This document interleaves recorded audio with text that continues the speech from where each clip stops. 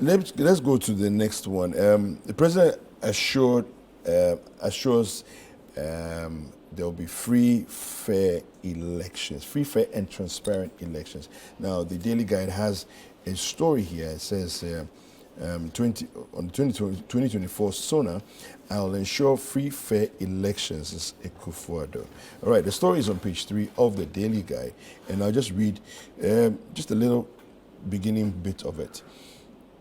President Nana Addo Dankwa Akufo-Addo has reassured Ghanaians that he will do everything in his power to guarantee transparent, free, and fair elections. According to him, the government will do what is expected of it to make sure that the reputation of Ghana is not damaged and the free will of the people is manifested at the end of the electoral process. Now, delivering a message on the state of the nation, in Parliament yesterday, the President Akufo-Addo said he has confidence in the security services to ensure that those who might want to cause havoc or any kind of mischief to disrupt the electoral process will have no room to operate. And the story goes on to quote him and so on. I'll just quote the first part. Mr. Speaker, there are amongst us, there are those amongst us who, for ideological or otherwise other unstated reasons, have never accepted multi-party democracy and therefore take every opportunity to portray the governance efforts in the most disparaging manner. And the story goes on there. So you can go and check on page 3 of the Daily Guide. Let me come to you, Prof. So elections are going to come up in a few months. President says he will ensure, as part of his presidency and the record of his presidency, that they will be transparent, they will be free, and they will be fair. Your thoughts?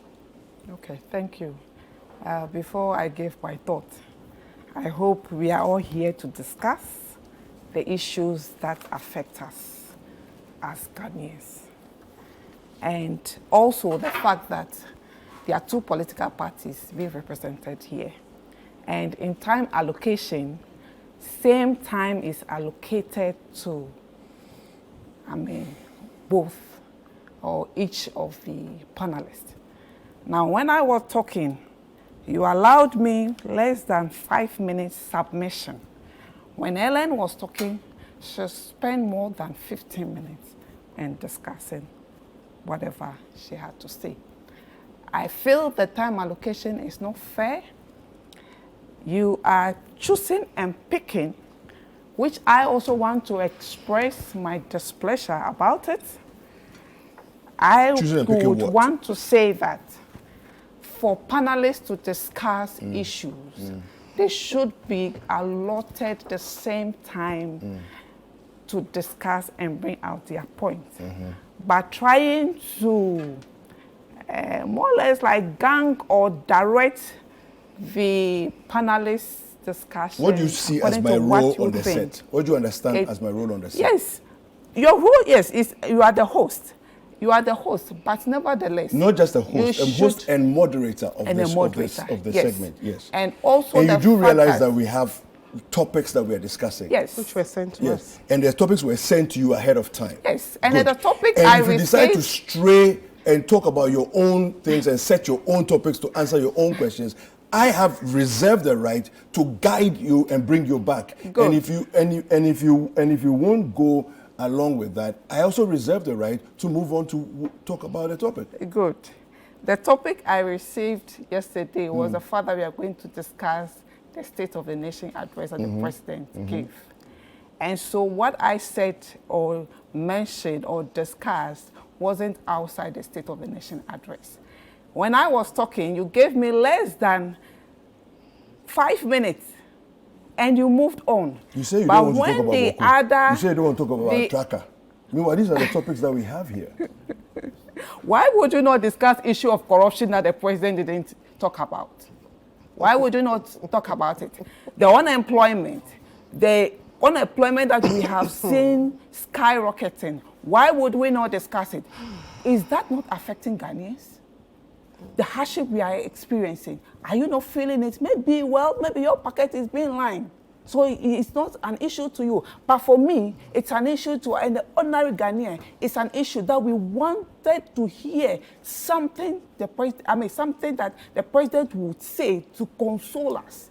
That is what we want to hear. And so if I'm talking about the State of the Nation address and think it is not important, and so you give me less than 5 minutes and you move on to give the other panelists more than 50 minutes, I think it is not fair. I just want to express that it is not fair. Fair enough. Good. Now, talking about the issue of, I've even forgotten the fact that the president said there will be free and fair election. I am quite surprised the president saying that, because we're all in this country when 8 people lost their lives because he wanted to be president. What did he say about it? Nothing. He's talking about conflict in Baku. Meanwhile, under his own watch, or when he wanted to be president in 2020, 8 good people lost their life. The president, in all the nation address, never mentioned anything to do with that. The people who perpetrated that act are walking on the street of Accra or the street of Ghana without any punishment to them, because the president was the sole beneficiary of this act. Why are you telling about it? So to come and tell us that he will make sure that it will be free and fair election. At the first place, the president already told us that he will hand over power to an NPP president. That was an indictment already. So it means that he has something under his sleeve. That is why the impression he's telling us, that he was going to hand over power. And we've had instances where individuals have said that whether NDC like or not, they will hand power, they will not hand power over to them today or tomorrow. But well, for me, that is not so important to me, because we have seen the president over the years. Under his watch, people have died without he talking about it. So saying that he will make sure that there will be free and fair election. It is not the president's mandate to make sure there is free and fair election. It is the mandate of EC to make sure that there is free and fair elections. And as I said, whether they like it or not, Ghanaians are feeling the true state of the nation in their pocket. And come December 7th, we will vote with anger, we will vote with pain. And this regime, whether they like it or not, they are going in opposition. The State of the Nation he gave was his bye-bye nation to the nation. And I will say that he has shown over the years that he's a president that does not care about us, that doesn't care if people die or not for him to become president, that is not in touch with reality, because talking about the fact that 1D, 1F was success, it just shows that the president, the people around him are not giving him the true state of things on the ground. They just prepare speech for him and he comes to deliver the speech. So to say that 1D, 1F was success, it tells you that the president is even unaware that 1D, 1F did not change the statistics of unemployment in the country.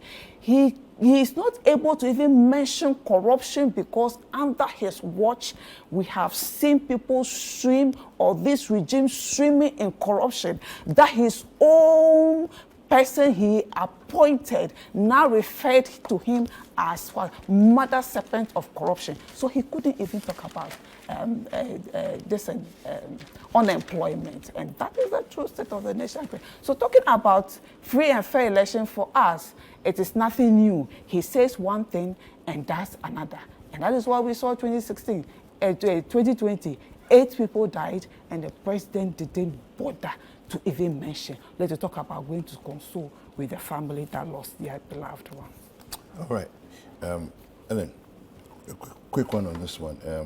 Free and fair elections, the president is assuring us. As president of Ghana and being taken over from January 7, 2017, with all the issues that happened January 7th, 2017.